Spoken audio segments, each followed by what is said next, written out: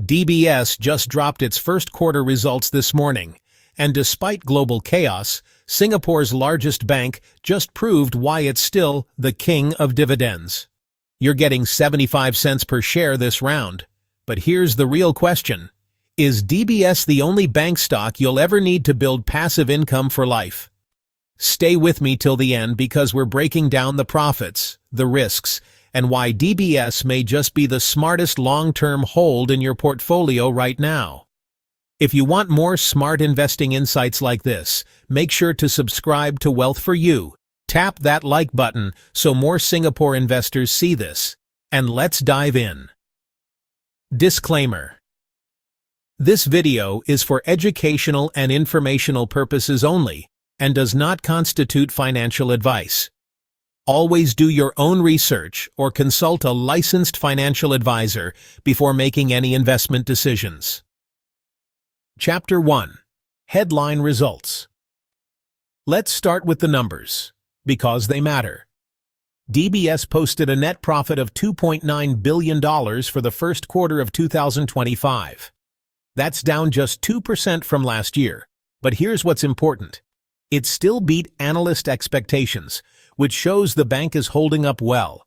But here's where it gets even better. Profit before tax hit a record $3.4 billion. That's the highest it's ever been. Now, what's the difference between these two? Profit before tax tells us how well the bank's actual business performed before paying the government. Net profit is what's left after tax, and that's what goes into your dividends. So why did net profit dip slightly while the business hit record highs? Answer. Taxes. DBS is now paying more under the new 15% global minimum tax. So the drop wasn't due to poor business, it was due to tax rules changing. In short, DBS's business is growing, income is rising, and it's managing risks well, even in a shaky global environment. That's a good sign for long-term investors like us. Chapter 2. Strengths of DBS. Now, despite global uncertainty, what really stands out is how resilient DBS's core business remains. In fact, in the first quarter of 2025, total income jumped 6% to $5.9 billion. That growth didn't come from luck. It came from smart execution, especially in wealth management and markets trading.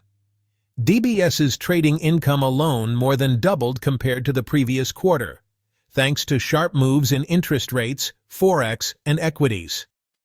That tells you the bank knows how to ride volatility, not get crushed by it. But what really makes DBS shine for Singapore investors is this: quarterly dividends. This round, DBS declared 60 cents per share in ordinary dividends and an extra 15 cents as a capital return dividend. That's 75 cents per share in your pocket, just for this quarter. Now take note of these key dates. The ex-dividend date is 16th of May. That's a Friday. You'll receive your payout around 27th of May, which falls on a Tuesday. Compare that to UOB and OCBC, which only pay dividends twice a year. DBS is giving you 4 income payouts a year, which is a huge plus if you're building a passive income stream. And behind all this strength is a rock-solid financial position. DBS is running with a return on equity of 17.3% and a CET1 ratio of 17.4%, well above regulatory requirements. On top of that, they've set aside $205 million in general allowances this quarter to brace for any economic surprises. In simple terms, they're not just growing, they're planning ahead and managing risk like a true market leader. Chapter 3. Challenges to watch. Of course, it's not all smooth sailing, even for a giant like DBS.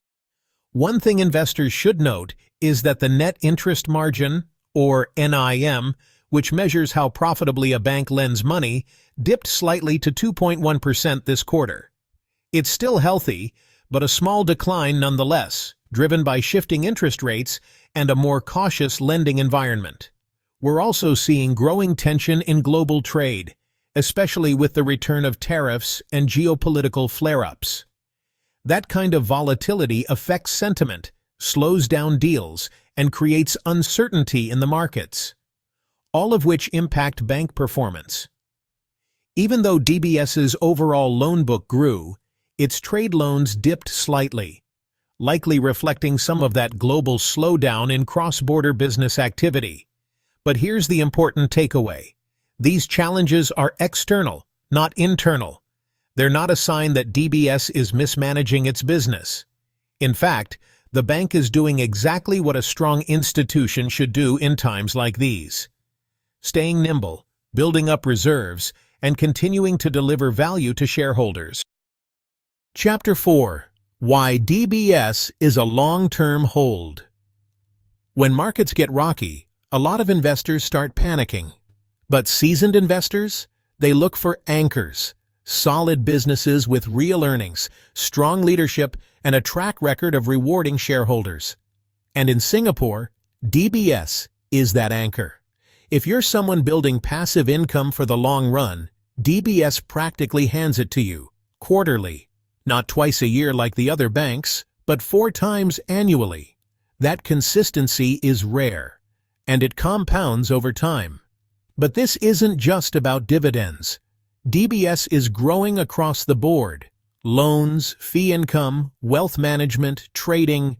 It's not a one-trick pony. The bank has built a diversified engine that performs even when parts of the economy slow down. More importantly, DBS doesn't just grow, it protects. With a CET1 ratio of 17.4% and billions in allowance reserves, it's built for resilience. While other banks might retreat in tough times, DBS has the firepower to expand, take market share, and continue rewarding shareholders. And that's the big idea. In times of uncertainty, the strong get stronger. They stay in the game while others pull back. And when the storm clears, they're the ones left standing taller.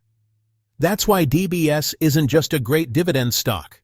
It's a long-term hold, one you can trust to keep showing up, quarter after quarter. Closing thoughts. So, is DBS a buy? For me, it's a clear long-term hold, especially if you're building a dividend portfolio and want that sweet, consistent quarterly payout. In a world full of uncertainty, DBS is giving you clarity, cash flow, and confidence. Quick reminder, the ex-dividend date is 16th May, and you'll get your 75 cents per share around 27th May. Don't miss it if you want to lock in that income. Now I want to hear from you. Are you holding DBS for dividends, or do you prefer UOB or OCBC? Drop your thoughts in the comments below.